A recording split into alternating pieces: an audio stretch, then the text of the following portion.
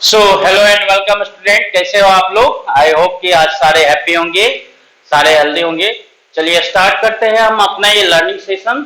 इस learning session में हम लोग क्या सीख रहे थे, मैथमेटिकल एप्लीकेशन। और मैथमेटिकल एप्लीकेशन में हम लोग जनरली सीख रहे थे ग्राफ। ओके, तो बहुत सारे बच्चे ने बहुत अच्छा एकदम से नोट तैयार करके हमें सेंड किया, वो बहुत अच्छा लगा। और हमने जो होमवर्क दिया था उसका ग्राफ भी उन्होंने ड्रॉ किया, अच्छा लगा हमें। चलिए, तो दो तरह के और ग्राफ पहचानने सीख लेते हैं। हमें सिर्फ यहाँ पे पहचानना आना चाहिए कि कौन सा ग्राफ किस तरह का होगा। ओके, तो हमने circle, parabola and straight line का इक्वेशन या ग्राफ जो है वो सीख रखा था। नाउ हम बात करते हैं इलिप्स।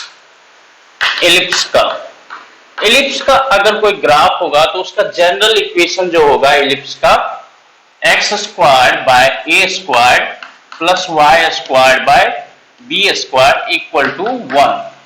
और अगर इस केस में जो है वर्टेक्स 0 होता है, वर्टेक्स जो सेंटर होता है, सेंटर इलिप्स का 0 0 होता है यहां पर। और ऐसा कर सकते हैं आप x माइनस अल्फा का squared by a squared, y minus beta का squared by b squared equal to 1। इस फॉर्मेट का कोई इक्वेशन है दिखेगा तो उसका ग्राफ कैसा होगा, इलिप्स का। और इलिप्स का ग्राफ कैसा होता है, इस तरह से ग्राफ होता है। थोड़ा सा सर्कल क्या होता है, सर्कल ना होके ये इस तरह से होता है। ओके, इसमें ये अगर x एक्सिस है और ये y एक्सिस है, तो ये वाला जो डिस्टेंस होता है सेंटर से, ये वाला जो होता है इसको बोला जाता है मेजर एक्सिस। मेजर एक्सिस जो बड़ा वाला होता है और 2 इक्वल पार्ट में डिवाइड करता है, और जो छोटा वाला लाइन कॉर्ड जो 2 इक्वल पार्ट में डिवाइड करेगा उसको हम बोलते हैं minor axis. Minor axis. Ellipse में दो फोकस होता है, एफ ये करके दो फोकस कर सकते हैं। इलिप्स में दो फोकस होगा, एक सेंटर होगा, ये वाला सेंटर होता है, और बाकी चीजें आप कोऑर्डिनेट ज्योमेट्री जो होगा मैथ में उसमें पढ़ोगे। ओके, इन जनरल जो इलिप्स का इक्वेशन होगा इस तरह का इक्वेशन होगा। ओके, हमें इससे काम चल जाएगा। इस ऐसा इक्वेशन है तो सेंटर इसमें जो हो जाएगा, सेंटर हो जाएगा अल्फा बीटा। और अगर ऐसा इक्वेशन है तो सेंटर हो जाएगा इसमें 0 0। ये वाला जो है इन जनरल इसका ग्राफ देखेंगे तो ऐसा होगा। ये जो होता है मेजर एक्सिस का जो लेंथ होगा वो होता है 2a। मेजर एक्सिस यहां से यहां तक 2a, और यहां से यहां तक अगर बात करेंगे तो ये a जो है आपका, a की बात करेंगे तो length of semi major axis, semi major length of semi major axis. और b क्या होगा, length of semi minor axis. Okay, I hope इसको याद रखेंगे। तो ये पूरा का पूरा 2a होता है और ये पूरा का पूरा 2b होता है। ओके, यहां से लेकर यहां तक अगर ये डिस्टेंस लिखना है तो ये हो जाएगा b, ये यहां से यहां तक b हो जाएगा। और यहां से यहां तक पूरा अगर देखेंगे तो ये हो जाएगा आपका 2b, ये हो जाएगा आपका 2b। तो आई होप इलिप्स का ग्राफ आप इसको ऑब्जर्व कर लिए होंगे यहां तक कि इस तरह से वो ग्राफ होगा, इलिप्स होगा। और ये इक्वेशन जो होगा इलिप्स का इक्वेशन होगा, इस तरह का जो इक्वेशन हमें मिलेगा इलिप्स का इक्वेशन मिलेगा। अगर a इक्वल टू b हो जाता, मतलब कि ये semi minor axis, semi major axis दोनों इक्वल हो जाएगा तो वो सर्कल का हो जाएगा, वो रेडियस हो जाएगा। a इक्वल टू b हो जाएगा तो वो रेडियस हो जाएगा r। ओके, तो a और b डिफरेंट होगा तो इलिप्स हो जाएगा। ओके, चलिए इसको बाद आप लोग पढ़ेंगे आगे जाके। सो इसको सिर्फ पहचानना आना चाहिए आपको। तो ये इलिप्स का इक्वेशन है। आई होप कि आप ये इसको ऑब्जर्व कर लिए होंगे। ओके, दूसरा जो होता है हाइपरबोला। हाइपरबोला, सो हाइपरबोला का जो इक्वेशन होता है, जनरल इक्वेशन, सबसे आसान simple equation, x square minus x square by a square minus y square by b square equal to 1। Okay, इसका ग्राफ देखेंगे हाइपरबोला का, तो ये इस तरह से ग्राफ होगा। ओके, ये इस तरह से ग्राफ होता है हाइपरबोला का। ओके, सो ये एक्स एक्सिस है और ये वाई एक्सिस है। तो ये हाइपरबोला का ग्राफ है, ये वाला ग्राफ जो है हाइपरबोला का ग्राफ है। ओके, सो ये इस तरह से याद रखेंगे। और इसके अलावा एक होता है, ज्यादा डिटेल में नहीं जाएंगे, इसको आपको डिटेल में पढ़ना है कोऑर्डिनेट ज्योमेट्री में, तो ज्यादा डिटेल में नहीं, आपको बस पहचानना आना चाहिए। सो ये अगर माइनस हो गया तो ये हाइपरबोला का हो जाएगा। नाउ हम बात करेंगे रेक्टेंगुलर हाइपरबोला, एक होता है उसका ग्राफ।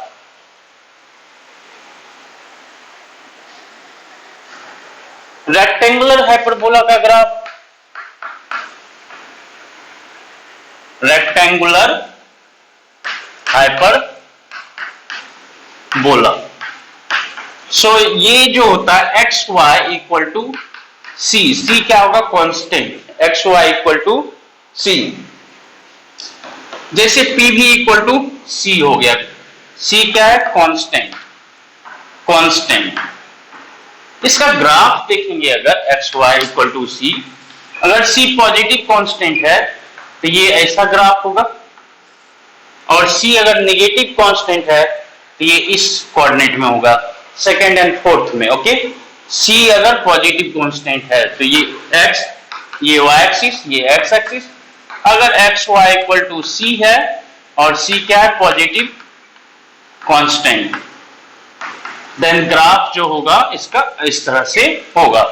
तो ये ग्राफ जो है, ये वाला पहचान गए होंगे आप लोग, ये क्या है, रेक्टेंगुलर हाइपरबोला का। तो अगर कोई इक्वेशन ऐसा है तो उसका ग्राफ कैसा होगा, रेक्टेंगुलर हाइपरबोला या हाइपरबोलिक कर सकते हैं। अगर ऐसा है, आगे थर्मोडायनेमिक्स में पढ़ेंगे, पीवी इक्वल टू कांस्टेंट, तो उसका ग्राफ कैसा होगा, पीवी का, पीवी इंडिकेटर डायग्राम का हाइपरबोलिक हो जाएगा। Okay, so I hope graph को पहचानना आप लोग सीख लेंगे।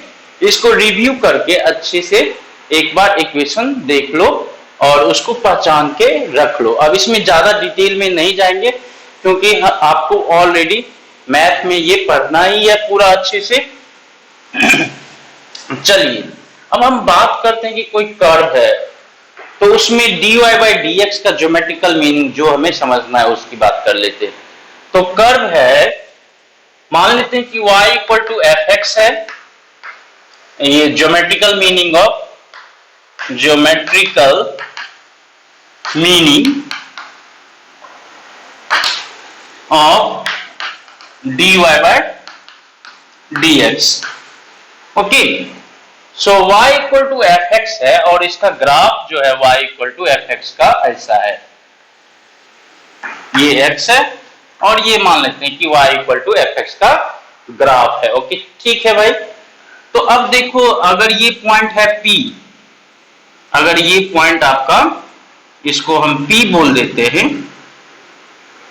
और इसको हम बोलते हैं x1 y1, और ये पॉइंट है Q, Q को हम x2 y2 बोल देते हैं। ओके, सो दो पॉइंट है आपको P और Q, इसको अच्छे से देखेंगे, ये x एक्सिस, ये y एक्सिस, ये जनरल ग्राफ है y equal to fx। y क्या है, कोई भी फंक्शन है x का, उसका जनरल हम ग्राफ ऐसा मान लेते हैं, इस तरह से। तो ग्राफ पे दो पॉइंट हमने लिया P और Q। तो अब यहां पे देखो, पी क्यू को मैच कराएंगे तो ये क्या देगा आपको, पी क्यू को मैच कराएंगे तो ये कॉर्ड बनाएगा, ये क्या बनाएगा, कॉर्ड बनाएगा। पी क्यू को मैच कराएंगे, मैच कराता हुआ लाइन ड्रॉ करेंगे तो कॉर्ड बनाएगा। इसको गौर से देखो अच्छे से। अब क्यू को क्या करो, पी को रहने दो यहीं पे, पी को यहीं पे रहने दो और Q को पास लाते जाओ और ये लाइन ड्रॉ करते जाओ। Q को पास लाते जाओ, लाइन ड्रॉ करते जाओ। Q को पास लाते जाओ, लाइन ड्रॉ करते जाओ। Q को पास लाते जाओ, लाइन ड्रॉ करते जाओ। तो अब देखो ऐसा ही अगर जब हम लाइन ड्रॉ करते जाते हैं, Q को पास लाते जाते हैं और लाइन ड्रॉ करते जाते हैं, तो फाइनली अगर मान लो कि P यहां पे है और Q भी जो है आपका जस्ट बाजू में है। ओके, P भी बाजू में है, P के जस्ट बाजू में Q है।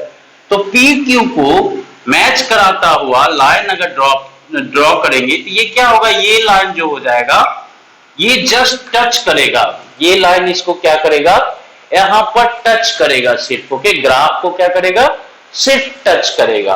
और जो स्ट्रेट लाइन किसी कर्व को सिर्फ टच करता है उसको हम क्या बोलते हैं, टेंजेंट बोलते हैं। क्या बोलते हैं, टेंजेंट। तो when Q अप्रोच P, जब Q P को अप्रोच करेगा तो क्या हो जाएगा, PQ टेंजेंट हो जाएगा। PQ क्या हो जाएगा, टेंजेंट हो जाएगा। समझ गए, अगर Q दूर है P से तो कॉर्ड बना रहा है और Q पास आते जा रहा है तो PQ क्या हो जाएगा, टेंजेंट लाइन हो जाएगा, टेंजेंट लाइन। ये बहुत इंपॉर्टेंट है। ओके, अब इसको दोनों को समझ ली, बहुत बढ़िया। तो इसमें अगेन इसको हम चेक करते हैं।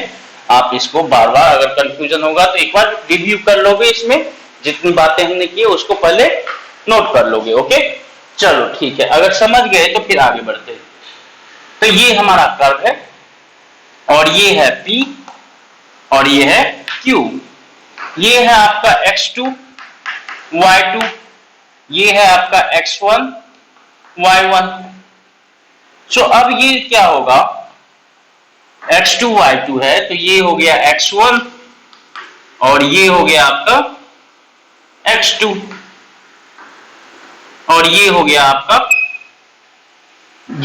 आपका क्या, डेल्टा x।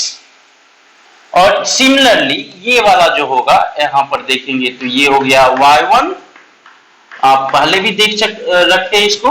और ये इसको प्रोजेक्ट करेंगे y एक्सिस पे तो यहां पर जो मिलेगा पॉइंट, और इसका जो है ओरिजिन से डिस्टेंस जो होगा y2 हो जाएगा। और ये वाला जो हो जाएगा delta y, that is y2 minus y1। सो ये वाला हो गया आपका y2 minus y1, that is delta y। क्योंकि जितना ये होगा उतना ही ये होगा, जितना ये होगा उतना ही ये होगा। चलो अब इसको कंसीडर डेल्टा x और डेल्टा y को कंसीडर करते हुए अगर मान लो कि ये टेंजेंट हम ड्रॉ करते हैं, PQ को मिलाता हुआ PQ को मिला देते हैं। ओके, तो ये देखो ट्रायंगल जो है ये इस तरह से बनेगा। ये P है, ये पॉइंट, ये Q है, ये है आपका डेल्टा y, ये है आपका डेल्टा x। अगर PQ जो है x एक्सिस से, ये PQ x एक्सिस से थीटा एंगल बना रहा है, x एक्सिस से थीटा एंगल बना रहा है, तो ये एंगल भी थीटा ही होगा, ये एंगल भी थीटा होगा। तो ये थीटा हो गया। देखो ये PQ लाइन जो है x एक्सिस से थीटा एंगल बना रहा है, तो ये भी होगा थीटा एंगल। इस ट्रायंगल का नाम देते हैं PQR मान लेते हैं। ओके, तो अब PQR में tan थीटा को क्या लिखोगे आप, delta y by delta x लिखेंगे। tan थीटा को क्या लिखेंगे, delta y by delta x। चलिए यहां तक हमारी बात क्लियर हो गई कि tan थीटा जो होगा delta y by delta x होगा। नाउ इसको आप नोट करना चाहेंगे तो नोट करेंगे, इसको पॉज करके अच्छे से। अब इसको अगेन हम टेंजेंट वाली बात पे आते हैं। तो ये हमारा देखो ये क्या है, अगर कर्व है सो यहां पे P और यहीं पर Q है, जस्ट पास में है, तो ये जो होगा ये टेंजेंट हो जाएगा। ओके, और टेंजेंट एक्स एक्सिस से थीटा एंगल बना रहा है। तो अगर मान लो कि P भी यहीं पर है और Q भी जस्ट उसके बाजू में है, तो अगर Q जो है अप्रोच करेगा P को, तो ये क्या हो जाएगा, डेल्टा एक्स की बात करेंगे तो ये डेल्टा एक्स क्या होगा, डेल्टा एक्स जो है जस्ट इसके देखेंगे बहुत छोटा हो जाएगा। अगर Q जो है, Q यहां से चल के यहां पे आ गया, तो डेल्टा एक्स की इसकी बात करेंगे तो डेल्टा एक्स लगभग क्या हो जाएगा, टेंस टू जीरो। बिल्कुल P के Q में, P के बाजू में Q आ गया तो डेल्टा एक्स क्या हो गया, लगभग जीरो हो गया। टेंस टू जीरो करने का मतलब, ऐसा लिखने का मतलब tends to zero, delta x tends to zero, इसका कहने का मतलब चेंज इन एक्स लगभग जीरो ही है, बहुत वेरी स्मॉल चेंज हो रहा है। ओके, सो इसका कहने का मतलब very very small change in x. Now change in x, delta x tends to zero होता है, तो और ये जानते हो delta y by delta x tan theta होता है। तो अगर मान लो कि delta y by delta x आपको काउंट करना है when delta x tends to zero, इसको हम बोलेंगे limit delta x tends to zero, delta y by delta x, ये क्या होता है, यही तो dy बाय dx होता है। आपको डिफरेंशिएशन के डेफिनेशन में जाके देखो, तो हमने तो यही लिखा था ना डिफरेंशिएशन को, कि ratio of change in y to change in x when change in x is very very small, ratio of change in y to change in x when change in x is very very small is dy by dx, that is differentiation of y with respect to x। so ये बात हमारी clear हो गई बच्चे।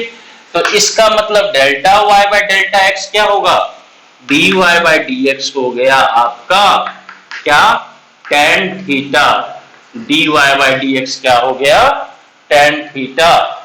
और dy by dx को क्या बोलते हैं, डी बाई डी एक्स, और टेन थीटा को क्या बोलते हैं हम लोग, टेन थीटा, या d y by d x को क्या बोलते हैं, स्लोप। याद रखेंगे क्या, स्लोप बोलते हैं, d y by d x को हम क्या बोलते हैं, स्लोप बोलते हैं। अगर एक्स एक्सिस से ज्यादा एंगल बनाएगा ये, तो स्लोप ज्यादा हो गया, एक्स एक्सिस से कम एंगल बनाएगा टेंजेंट, तो स्लोप कम हो गया। ओके, आई होप आपको ये चीज समझ में आ गई।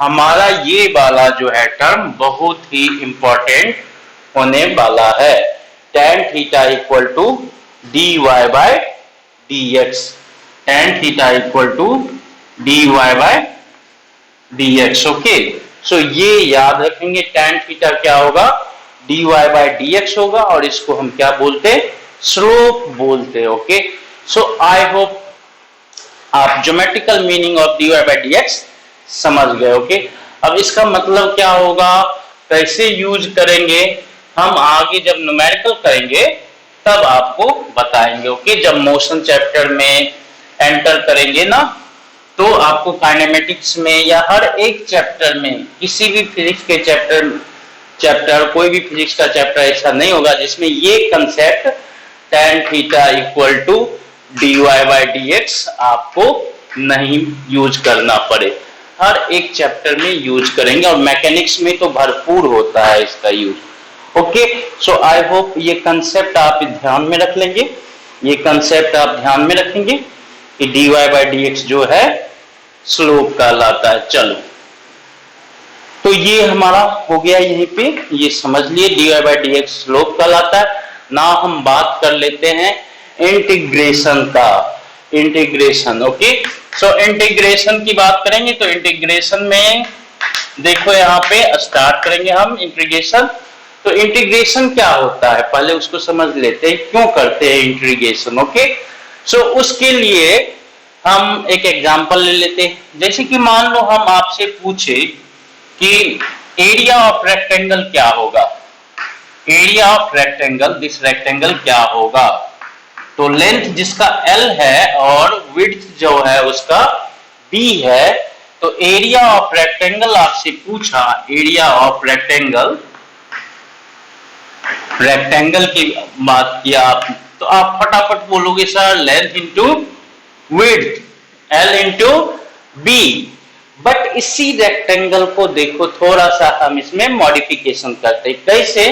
इस रेक्टेंगल को जो है हम स्ट्राइप्स में डिवाइड कर देते हैं, हम स्ट्राइप्स में डिवाइड कर देते हैं, स्ट्राइप्स में डिवाइड कर देते। ओके, अलग अलग स्ट्राइप्स बना लेते हैं। तो ये जो है मान लेते हैं इसका थिकनेस है x1, इसका x2, इसका x3, इसका x4, इसका x5, इसका x6, इसका x7 और हर एक स्ट्राइप का एरिया मान लेते हैं A1, इसका A2, A3, A4, A5, A6, A7। ठीक है, तो इसी रेक्टेंगल का जिसका विड्थ B है और लेंथ क्या है L है, इसी रेक्टेंगल का एरिया अगर हमें कैलकुलेट करना होगा तो हम क्या कर सकते हैं कि हर एक स्ट्राइप्स का एरिया, ये देखो सबका, तो ये देखो लेंथ तो B ही होगा, तो A1 की बात करेंगे तो BX1, A2 की बात करेंगे तो BX2, A3 की बात करेंगे तो BX3, A4 की बात करेंगे तो BX4, ऐसा एंड सो ऑन करते जाओगे, A5, A6, A7 करते जाएंगे। ठीक है, सो नेट एरिया A की बात करेंगे तो ये क्या हो जाएगा BX1 plus B, net area of this whole rectangle की बात करेंगे तो A1 plus A2 plus A3 plus A4 plus A5